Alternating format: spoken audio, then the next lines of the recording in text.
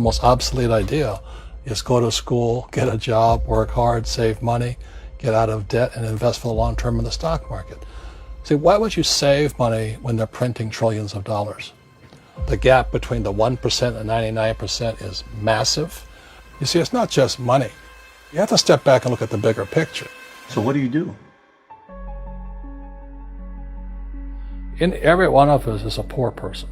There's still a poor person inside me. There's also a middle class person, and the middle class persons want security. They want that steady paycheck. And there's a rich person. And they're all inside of us, except that it's not taught. You're taught to go to school, get a job, and get a paycheck. You're not taught to how to get rich. If you read Rich Dad, Poor Dad, my rich dad refused to pay me. He said the paycheck was one of the most damaging things you could take in your life. He says the moment you take a paycheck, you're an employee, and that's the mindset. So my rich dad never paid me. It drove my poor dad, government employee, nuts. You gotta pay people, you gotta pay people. And Rich Dad was not saying that the paycheck was bad. He says you didn't want to be a slave to money. So as an entrepreneur, if Rich Dad folded, I just started another company. I don't need a paycheck. I don't need anybody to take care of me. If my government doesn't like me, I move to another country because they need entrepreneurs there. So the entrepreneur is not so much the business. The entrepreneur is really the mindset and the skill sets and the different set of rules. You see, small business does not operate in the same rules as big business. Entrepreneur is a mindset first, a skill set, and rules. And depending upon whether you're an employee or a small business, the rules are different. The mindsets are different, the skill sets are different. If you could say one thing to somebody who's never been an entrepreneur and they're thinking about making the leap of faith into becoming an entrepreneur, what could you tell them? Well, I'll just tell them the same thing that happened to me. My last paycheck, I still remember it clearly. It was one of the worst and the best days of my life. And I was in Puerto Rico. I was working for Xerox, and my boss gave me it wasn't a paycheck, it was a bonus check. I think it was about $30,000, taxable. It's the only problem with that. So I got this check and I went, holy mackerel. So I was excited, but I was also disturbed. And so this other guy comes up to me, his name was John, and John says to me, he says, you're gonna be back. I said, why? He says, because you're gonna fail. I looked at him and said, look, few expletive words, because that's what he did. He left Xerox, failed, and he came back. And I said, look, you failed and you came back, but I'm gonna fail and I'm never coming back. And that's the attitude. Do you know what I mean? If you say, well, if I fail, I'll go back to mommy and daddy, then that's what you'll do. So if you fail, that's when I became an entrepreneur, because I had no money. I had no money for years. I didn't have a paycheck. But that's what my rich dad encouraged me to do. He says, when you don't have this paycheck, you get hungrier, smarter, and it's a test of your character. Will you become a crook? Will you become dishonest? Will you cheat and steal? Or will you become a better human being? So really, that's the benefit of becoming an entrepreneur, is you really find out who you are when you don't have anything. So you always have to look at the big picture. Too many people look at, well, what's going to happen to me? When you look at the big picture, you're also going to know that when something bad happens, something good's going to happen. But you got to prepare for whatever is coming. If you think next 20 years will be like the last 20 years, you're going to get creamed. When you and I go to the supermarket and we buy a carton of milk, we always check for the expiration date. But most people do not check for the expiration date on their brains. Instead of get out of debt, I get into debt. I just refinanced $300 million in debt. I went from 5% to 2.5% interest. I made a fortune. Every month, more money comes in because my cost of money has gone down. So while some financial experts are saying get out of debt, I'm saying learn how to use debt. So when I came back from in Vietnam in January of '73, the first thing my rich dad said to me was go to school to learn how to invest in real estate. It wasn't real estate, it was how to use debt and taxes. Debt and taxes make the rich richer. Debt and taxes make the poor and middle class poor. So all the rich guys who are doctors and lawyers or, those guys, they're getting creamed. And they don't know why. Doctors are getting creamed. Oh yeah, they're making more money, but the take home is less. Sure. My doctor just yelled at me. He was happy. He says, "Oh, guess what? I finally made $1 million." And I said, "Yeah, this was just 3 weeks ago." And so I said, "Yeah, well, how much you pay in tax?" He says, $750,000 in taxes. So his net was about $400,000. That's not bad. But when I make $1 million, I keep $1 million. And the reason is because I don't make it by working for money. See, if you work for money, you're taxed. So that's why lesson number 1 in Rich Dad Poor Dad is the rich don't work for money. What we do instead is we create businesses as entrepreneurs. We acquire real estate. I don't invest in the stock market. Okay?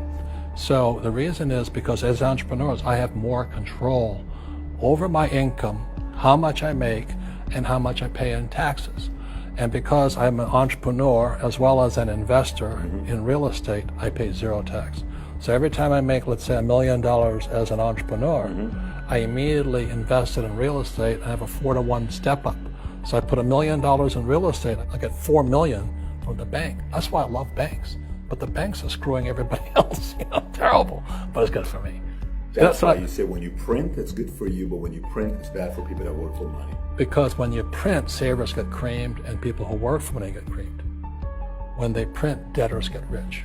You see, debt and taxes make the rich richer, and debt and taxes make the poor middle class poorer. When we have obsolete ideas, we get obsolete results. So what's happening for most people, the idea of going to school, getting a job, working hard, saving money, getting out of debt, buying your house because it's an asset, and investing for the long term, is obsolete. The world has changed. The world changed in 1971 when President Nixon took us off the gold standard and money became debt. What if we get rid of school? Then what would happen? Would it be better if we had no educational system at all? No, I'm saying education is more important before. It's just obsolete. There's Moore's Law which states information doubles every 18 months. In other words, everything's obsolete 18 months. So, and this is just a recent phenomenon. So when you come out of school, you're already obsolete.